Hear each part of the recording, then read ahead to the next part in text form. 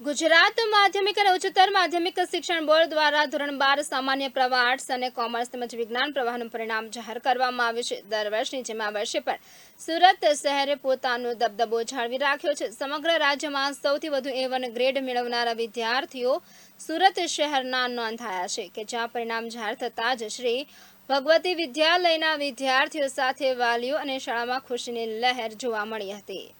ધોરણ 12ના તરણેતર પ્રવાહનું રાજ્યભરમાં પરિણામ જાહેર થઈ ચૂક્યા છે, ત્યારે સુરતના વિદ્યાર્થીઓએ ફરીવાર ડંકો વગાડ્યો છે। હાલ સુરતના વિદ્યાર્થીઓ તમે જોઈ રહ્યા છો કે આ સુરત શહેરના વિદ્યાર્થીઓ છે કે જેઓ ડંકો વગાડ્યો। શ્રી ભગવતી વિદ્યાલયના વિદ્યાર્થીઓ દ્વારા ફરીવાર સુરત શહેરમાં ધોરણ 12ના પરિણામો જાહેર થતાં જ પોતાનો ડંકો વગાડ્યા છે। ત્યારે આપણી સાથે ટીચર્સ ઉપસ્થિત છે, એમની સાથે વાત કરીએ। સાહેબ, શું કહેશો, તમારી શાળાના વિદ્યાર્થીઓએ ફરીવાર ધોરણ 12માં પોતાનો ડંકો વગાડ્યો? આમ ગણો તો દર વર્ષે મારા વિદ્યાર્થીઓનું રિઝલ્ટ બહુ સારું જ આવે છે, પણ આ વર્ષે બધા વર્ષો કરતાં પ્લસ રિઝલ્ટ આવેલું છે। હું બહુ આનંદ છું અને આ બધી જે ક્રેડિટ છે એ વિદ્યાર્થીઓ પ્લસ વાલી, મારો સ્ટાફ બધાને જાય છે। સાહેબ, શું કહેશો, કયા પ્રકારની તૈયારીઓ કરવામાં આવે છે? કેટલા કલાકનું રિવિઝન બાળકોને તમારા દ્વારા કરવામાં આવતું? આમ ગણો તો 7 થી 12ની તો સ્કૂલ હોય છે, પણ સ્કૂલ પછીના સમયમાં બપોરના સમયમાં 2 વાગ્યાથી લઈને 5 વાગ્યા સુધી અથવા વિદ્યાર્થીની અનુકૂળતા મુજબ 6 વાગ્યા સુધી પણ રીડિંગ કરાવતા। શ્રી ભગવતી વિદ્યાલયના બાળકો હર હંમેશ આગળ વધતા દેખાયા છે।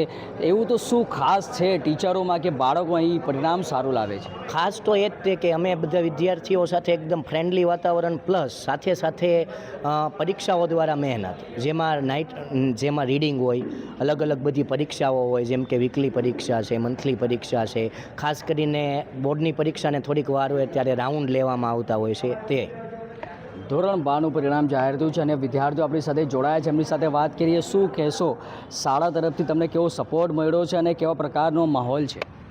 શાળા તરફથી મને ખૂબ જ સારો સપોર્ટ મળ્યો છે, જેને લીધે જ મેં આટલું સારું પરિણામ લાવી શકી હું। ઘણું બધું પ્રયત્ન કરવામાં આવ્યા હતા સર ટીચરો દ્વારા અને રિવિઝન્સ, ટેસ્ટ, જેને લીધે આટલું સારું પરિણામ આવ્યું છે। આગળ શું બનવા માંગો છો? આગળ એક સક્સેસફુલ એક ડોટર બનવા માગું મારા પપ્પાની, બસ। ઓકે, બિલકુલ ચોક્કસથી વાત કરીએ અને એક વિદ્યાર્થીઓ આપણી સાથે જોડાયા છે, વિદ્યાર્થી સાથે પણ આપણે વાત કરીએ। શું કહેશો, તમે શાળા તરફથી સારું પરિણામ લાવવામાં સફળતા મળી છે, કેવા પ્રકારની તૈયારીઓ દિવસ દરમિયાનની તમારી રહેતી? અહીં અમારી આ શ્રી ભગવતી વિદ્યા સ્કૂલમાં અમારે દરરોજ ડેઇલી ટેસ્ટ લેવામાં આવતી હતી અને મંથલી ટેસ્ટ પણ લેવામાં આવતી હતી। તેમાં બધા વિદ્યાર્થીઓ ખૂબ જ સરસ પરિણામ આપતા હતા। દર વર્ષે આવડો આ પરીક્ષા શરૂ રાખે તે હું કહેવા માગું છું। ટીચર તરફથી કેવા પ્રકારનો સપોર્ટ શાળામાં તો મળતો જ, પરંતુ ઘરે ગયા પછી પણ અગર કંઈક ક્વેરી આવે તો કેવા પ્રકારનો સપોર્ટ રહેતો?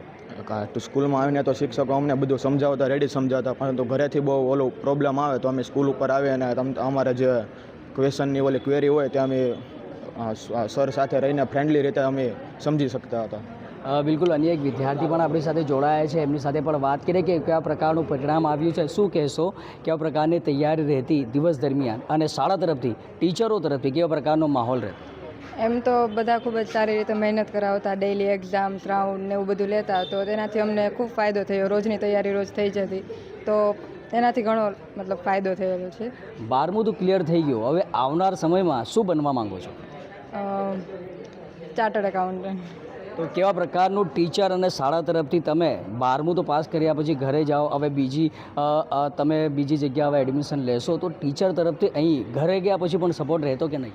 હા, એમ તો રહેતો જ। ટીચર્સ હેલ્પ કરે બધી વસ્તુમાં। બિલકુલ ચોક્કસથી વાત કરવામાં આવે, સુરત શહેરના વિદ્યાર્થીઓએ સમગ્ર રાજ્યમાં પોતાનો ડંકો વગાડ્યો છે અને સારું પરિણામ સુરત શહેરના વિદ્યાર્થીઓ લાવ્યા છે। હર હંમેશ સુરત શહેરના બાળકો જે છે એજ્યુકેશન બાબતે, શિક્ષણને લઈને હર હંમેશ આગળ વધતા દેખાયા છે।